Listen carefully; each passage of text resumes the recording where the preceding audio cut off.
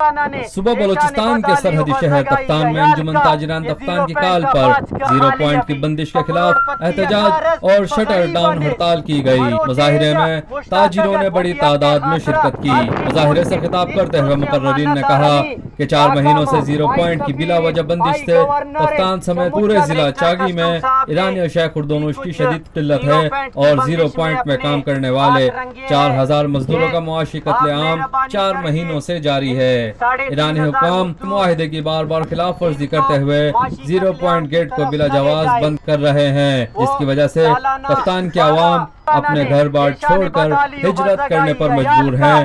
اگر 0 point get کو نہیں کھولا گیا تو 21 اپریل کو پہیہ جام ہڑتال کریں گے۔ اس موقع پر مظاہرے سے خطاب کرتے ہوئے ایک تاجر رہنما کا کہنا تھا 3 مہینے سے بند ہے اور بلا وجہ بند ہے۔ کوئی وجہ نہیں ہے کہ ہمیں بتایا جائے کیا وجہ ہے 0 پوائنٹ کو بند کیا گیا ہے۔ تفتان کے عوام پرامن ہے اور پرامن لوگ ہیں، محبت کرنے والے لوگ ہیں۔